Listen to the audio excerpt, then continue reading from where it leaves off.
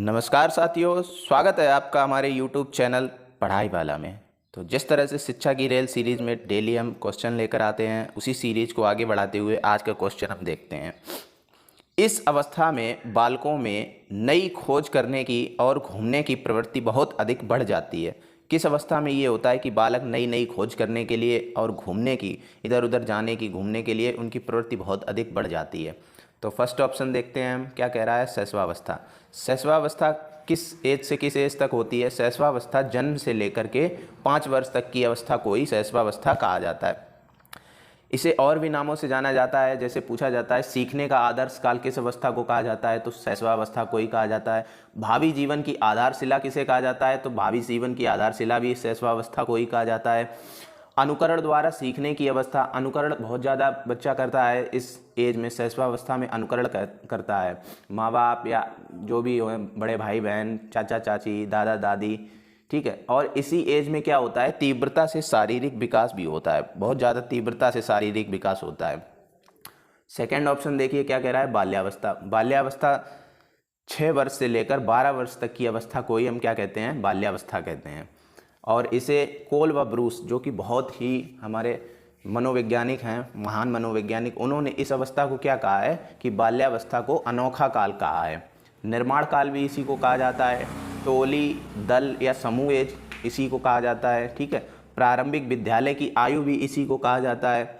खेल की आयु भी इसी को कहा जाता है। तो ये सारी चीज़ें बाल्यावस्था के अंतर्गत आती हैं। और इसी में क्या करता है बच्चा, नई खोज करने और घूमने की प्रवृत्ति भी बहुत अधिक उसकी बढ़ जाती है। इसी में प्रबल जिज्ञासाएं प्रवृत्ति उत्पन्न होती हैं। जिज्ञासाएं जब तक शांत नहीं होती हैं बालक की, तब तक बालक क्या करता है, पूछता ही रहता है। तो जब उसकी जिज्ञासाएं शांत हो जाती हैं तभी वह शांत हो जाता है। खेल आयु भी इसी को कहा गया है। और हमारे बहुत ही मनोवैज्ञानिक हैं स्ट्रैंग महोदय, जिन्होंने यह कहा है यहाँ तक कि शायद ही ऐसा कोई खेल हो जिसे 10 वर्ष का बालक ना खेलता हो या ना खेल पाए, ठीक है। तो इन्होंने बहुत ही अच्छी डेफिनेशन दी है। ये डेफिनेशन बहुत ज़्यादा पूछी भी जाती है। तो बाल्यावस्था, इसके बाद देखिए क्या दिया गया, किशोरावस्था। किशोरावस्था किस एज से किस एज तक होती है? ये 13 वर्ष से लेकर के और 18 वर्ष की अवस्था को ही हम क्या कहते हैं, किशोरावस्था कहते हैं, ठीक है। तो किशोरावस्था को और किस किस नामों से जानते हैं हम? जीवन का सबसे कठिन काल किशोरावस्था को ही कहा जाता है, ठीक है। समस्याओं की अवस्था भी कहा जाता है इसको। स्वर्ण काल, बसंत ऋतु भी इसी को कहा जाता है। व्यक्तिगत एवं घनिष्ठ मित्रता की अवस्था भी इसी को कहा जाता है, ठीक है। तार्किक चिंतन की अवधारणा भी इसी को कहा जाता है। और संक्रमण काल की अवस्था इसी को कहा जाता है, ठीक है। एज ऑफ ब्यूटी भी इसी को कहा जाता है। तो ये सारी चीज़ें हमारी किसके अंतर्गत आ गई, किशोरावस्था के अंतर्गत आ गई, ठीक है।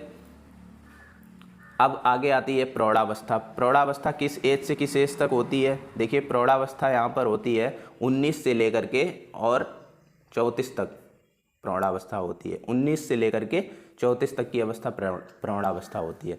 तो यहाँ पर शैशवावस्था, बाल्यावस्था, किशोरावस्था और प्रौढ़ावस्था को आपने देख लिया।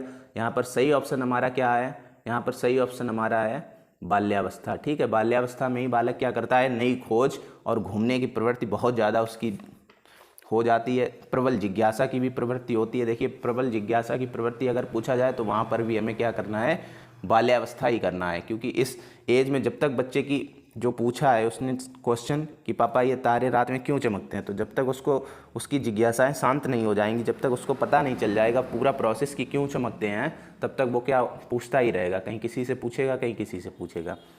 तो चलिए इसी सीरीज को यहीं पर विराम देते हैं। अब आगे इस सीरीज़ को आगे बढ़ाते हुए कल क्वेश्चन लेकर आएंगे आपके लिए। तब तक के लिए धन्यवाद, पढ़ते रहिए।